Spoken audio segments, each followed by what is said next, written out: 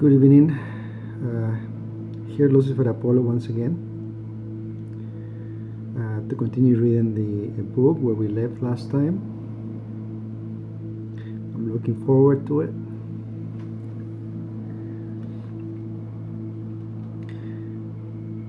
Last time we finished chapter 2, so we begin with chapter 3, page 60. Chapter 3, Wednesday, July 26, 1978, Los Angeles.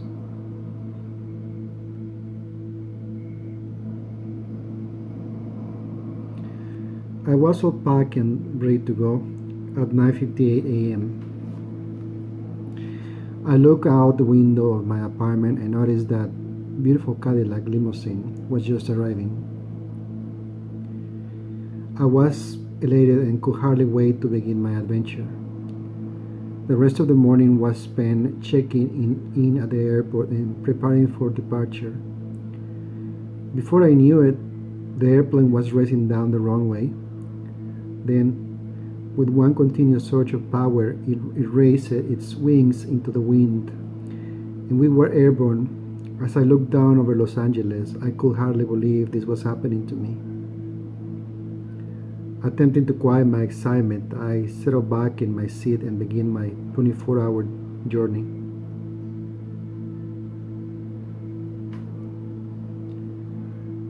Thursday, July 27, 1978.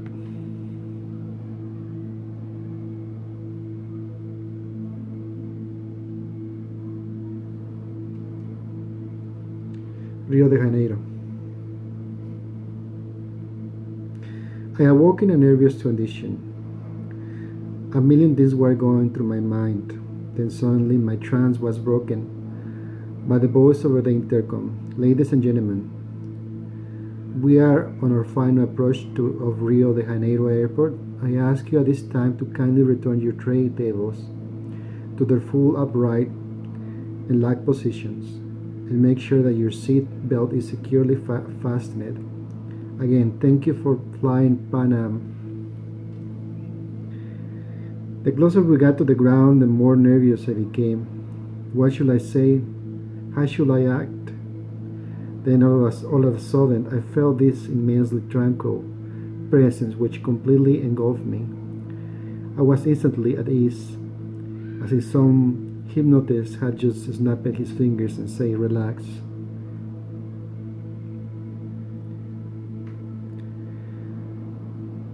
The plane glided to the runway for what was probably the smoothest and quiet landing in the history of aviation. The passengers marched off the plane in a single file and proceeded swiftly through Brazilian customs. As I passed through the doors and final checkpoint of customs, there he was, just as I remember him on the first spellbinding evening at the Magic Castle. He captured me with those beautiful blue eyes as he said, "Come, my darling, there are many questions to be answered." He relieved me of my heavy luggage and escorted me to his car. It was a custom-designed Brazilian sports car which resembled a Ferrari. We drove directly from the airport to a lush tropical scene, where an electrical tram awaited to take us to the top of a very high mountain called Corcovado. It offered us a spectacular view overlooking the entire city of Rio. At the top of the mountain was a charming little cafe and the very famous monument known as Christ of Corcovado. It was a gigantic statue of Jesus overlooking Rio with his arms spread wide open. We arrived at the mountaintop cafe and ordered some tasty Brazilian dishes and freshly squeezed orange juice.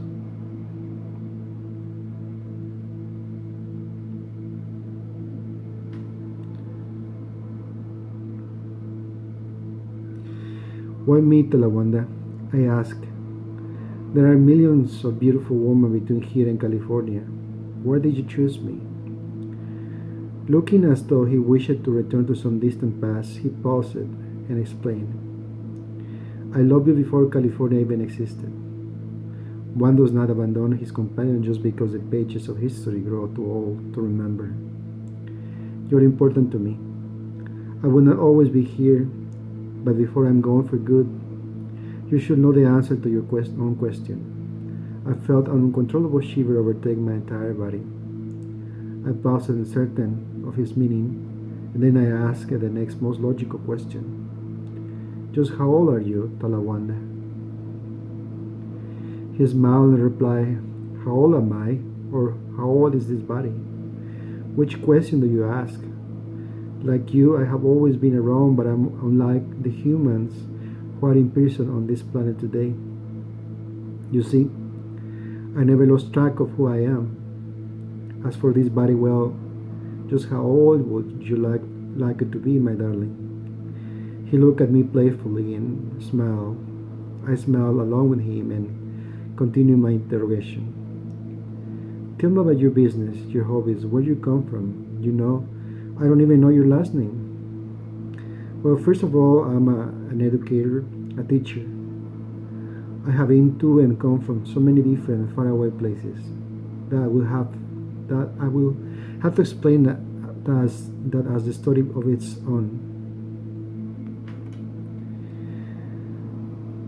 My calling card is this body which I call Talawanda. I see no need for a first and last name at this time, so Talawanda is all I go by. I never wish to frighten or even overwhelm people, therefore I use the occupation of magician as a safeguard. That way people always have an explanation when they don't understand my messages and tricks. As far as what I do for a hobby, well, what would you do if your own illusions were so vivid and satisfying that you could have anything you wanted simply by creating it? I giggle and say, I won't be working for a living, that's for sure. Talawanda laughed and say, that's right, and you won't spend very much time hanging around the office watching all this people work, now would you? Well, it's the same with me and my relationship with the physical universe. I spend very little time here. It's actually dangerous for any powerful being to spend excessive amounts of time here without running the risk of becoming trapped.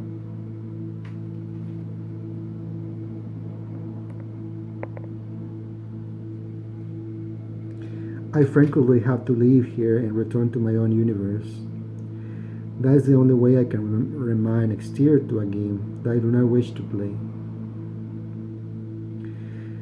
This is fascinating me. So I inquire you say early that this universe was merely a dream, an illusion. Well, if this is true, then how can an illusion trap you? Talawanda smiled and say, that's a very good question. Now let me ask you this. How did they trap you and the countless other beings who stepped in here? You came here for fun and enjoyment. And because this universe continued to entertain you like a giant amusement park, you gradually, over billions or trillions of years, dwindled down in power and awareness. Why?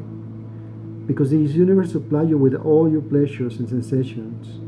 You stopped creating for yourself, and consequently, you became lazier, and weaker from failure to exercise your own powers. Look around you. Countless beings who could once move planets around now need telescopes just to see them. People wonder how an illusion can inflict pain on them. It's because they are under the hypnotic spell of this entire universe, a spell that has convinced them that they have no powers.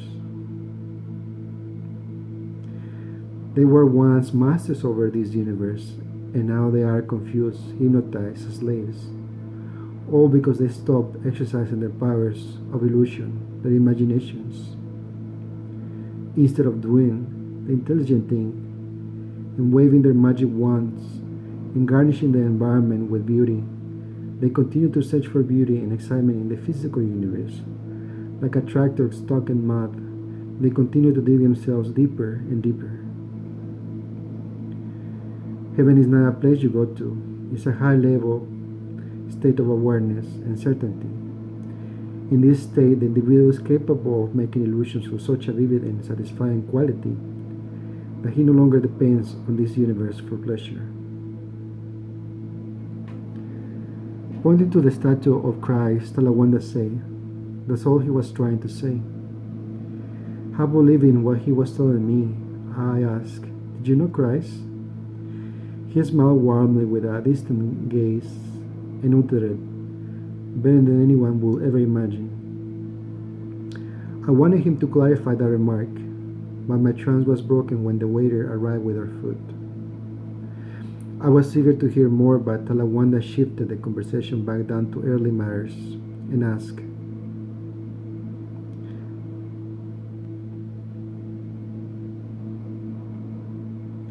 "Well, what do you think of the food?"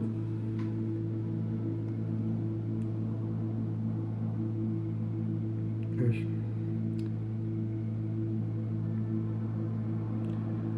Give me a second.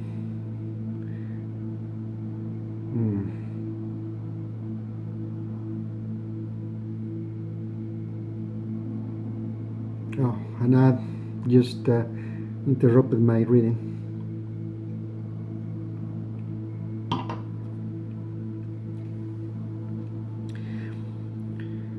I wanted him to clarify the remark, but my trance was broken when the waiter arrived with our food. I was eager to hear more, but Talawanda shifted the conversation back down to earthly matters and asked, "Well, what do you think of the food?" "It's delicious, and the orange juice is so fresh and pure. I can't believe this view. I can see for miles."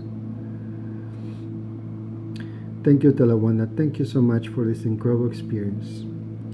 He looked at me for almost a minute with those sincere, romantic eyes as he gently held my hand, and then uttered, "You are indeed welcome. The pleasure is mine." We finished lunch, then headed back down the mountain in the tram. Upon reaching the bottom, we hopped back in his car and continued our journey. We passed through the streets of Rio on our way to his home. I had visited Mexico before, but this was Latin living at its finest. The climate, the shops, the culture, everything was alive and magical. It was approaching late afternoon as we passed through Ipanema and Copacabana Beach. I was electrified. We drove for some time and headed away from the city and into more rural tropical scene. We turned down a narrow road surrounded by heavy tropical vegetation. There was a wonderful mystical feeling in the air as the shadow of those began to sneak upon us. It felt very adventurous, yet safe, being with Talawanda. We came upon an old massive rock wall, which followed for some distance. It led us to a heavy iron gate with ornate designs. Talawanda stopped the car, looked over at me, and said, "Well, say the magic words." I hesitated for a moment, not understanding his humor. Then I called on and jokingly said, "Open sesame." I hope those are the right words. Immediately after I said that, the massive old gate started to creak and groan as it slowly began to open. Talawanda said, "It doesn't really matter what words you use. It's your intentions and wishes that count. Don't confuse words with wishes." I giggled and replied, You have to teach me the trick." He paused and then whispered to me, "That's precisely what I intend to do." When the gate pulled completely open, we drove through. I turned it around and watched it as it began to slowly close. We had traveled for some distance when suddenly a magnificent castle emerged through the heavily overgrown jungle. I was astonished and paused as I say, "Oh my God, it's beautiful."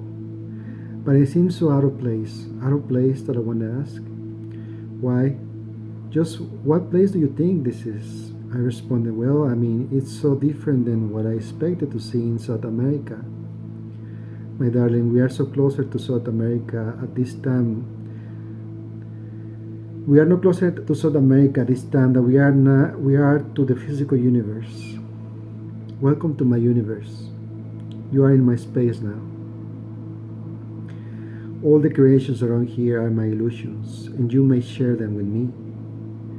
There is no better place to learn what I have to teach you. This is not a place that can be reached by train or rocket ship. It is a place that can only be achieved by imagination. I will take you back anytime you desire, but first, let me show you around. You will learn much.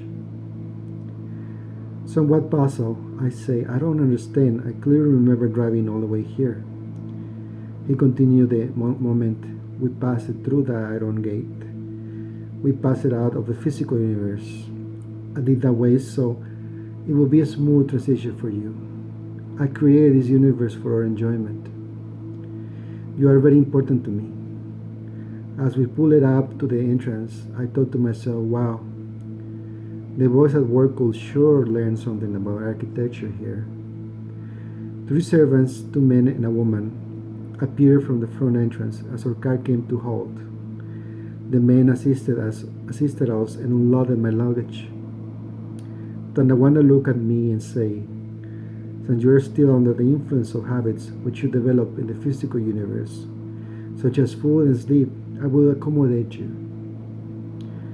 Turning to his female servant, he said, Athena, I would like you to show Alana our finest hospitality and accommodations. He again turned to me and uttered, I have some things to tend to, so I should see you in the morning in which we will begin your lessons. Delighted by John's words, I look at him and say, you're an incredible host, Alawanda, thank you. He smiled and replied, you're an incredible guest, my darling, you're welcome.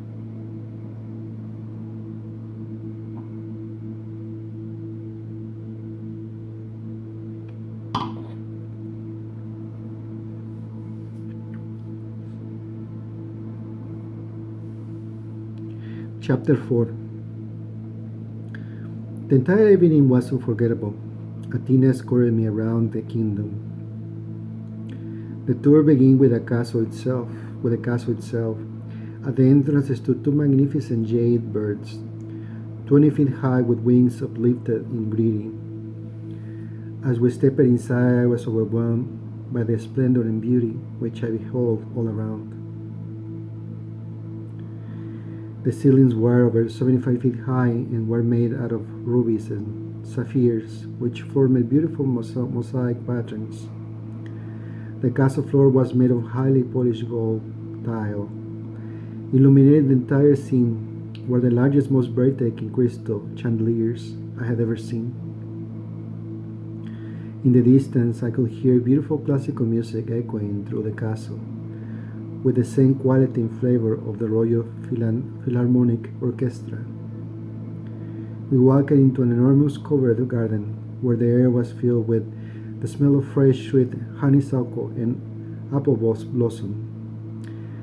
A huge, gushing fountain sprayed a continuous mist of water ceaselessly, quenching the thirst of the plants which surrounded it. One entire wall was formed of nothing but a series of cascading waterfalls, giving the air a crisp, cool freshness. Everywhere I turned, there was abundance of stunningly beautiful flowers and blossoming trees. Lovely colored birds flew freely through the garden, giving the scene a tranquil, tropical sensation. Beams of light shone down from the ceiling like sunlight, peeping through the foliage of a tropical rainforest. Lush green ferns and brightly colored flowers grew abundantly from between the rocks which surrounded a quiet little stream. Following the stream to its source, we came upon a tranquil pond with swans and breathtakingly colorful and exotic fish. Pausing momentarily at the pond, Athena inquired, are you getting hungry? Stunned and overtaken by all the beauty, I replied, yes, but could we finish touring the kingdom first? She smiled and said, I'm afraid that's quite impossible.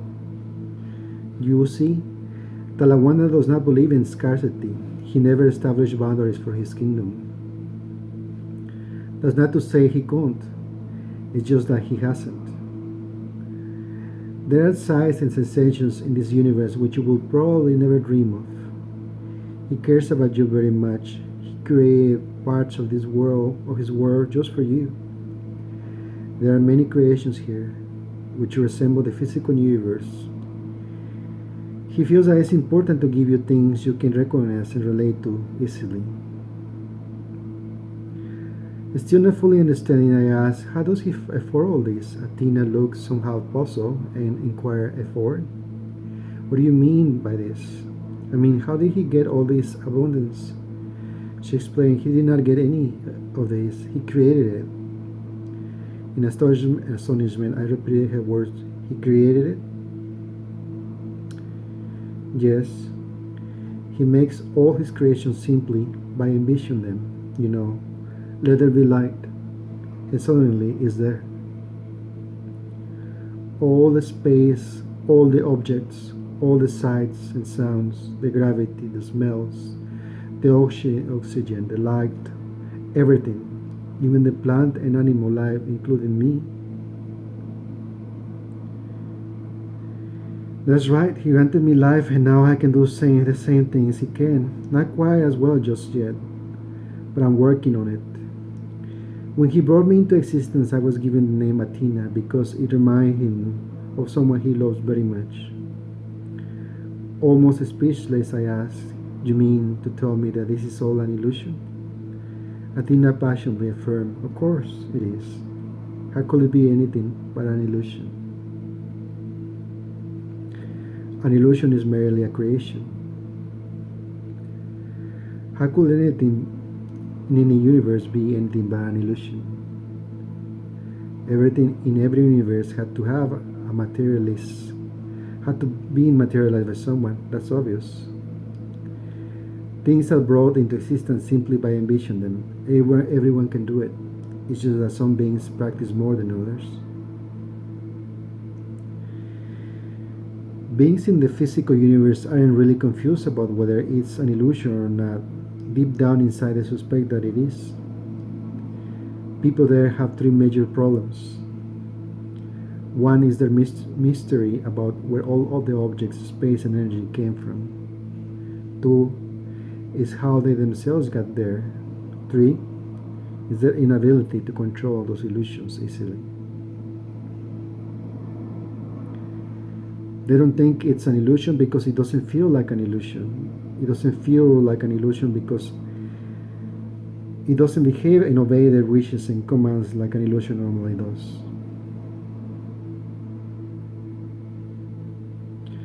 Normally, an illusion will do exactly what you command it to do, but the physical universe doesn't behave like your typical illusion. It's very challenging and very stubborn. They can figure it out. Someone would like it to stop raining and it goes on raining. You want the dog next door to stop barking and he goes right on barking. They want to win the big jackpot in Las Vegas and they go home broke. Well, it doesn't obey their wishes because they have been convinced not to exercise their powers and control over it. So now, instead of making things happen magically, instantly and without effort, everything is done slowly with machines and physical effort. That's why it's called the physical universe. It's gotten too physical, too difficult to control. Talawanda says that everyone needs games and challenges, but it's gotten out of hand here. Success is too difficult to achieve, and when someone does achieve it, he can't keep it forever. He also says that there is nothing really big and important to strive for there. The prices for the universe are small compared to what you can have if you restore your own universe. I interrupted. You mean I had my own universe too? Athena smiled wisely and said, yes, Alana, you do. Everyone does. But you call it by a different name. You call it your imagination. Only have understanding what Athena was talking about. I mentioned, well, imagination or not, it's like heaven in here. She smiled and said, now you're catching on. After the tour, I enjoyed an absolutely marvelous dinner. It seemed that they liked the same things I did because my favorite dishes were there. Following dinner, Athena escorted me to the bedroom, provided for me. It was heavenly. The canopy bed, elegant drapes, the rugs, the furniture, everything was just what I had envisioned for the perfect bedroom. As she was leaving my bedroom, I turned to her and said, "Thanks for everything, Athena." She seemed very happy to see me enjoy myself. She smiled and said, "Don't take me. Thank Talawanda. Like I say, the man cares about you very much. Good night now."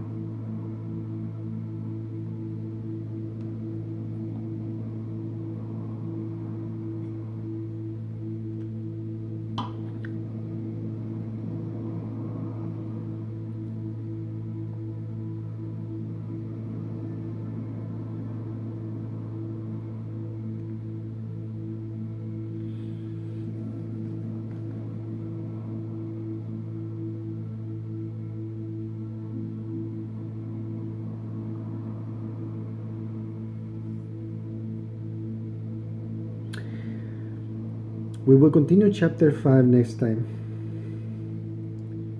I think the story is getting exciting.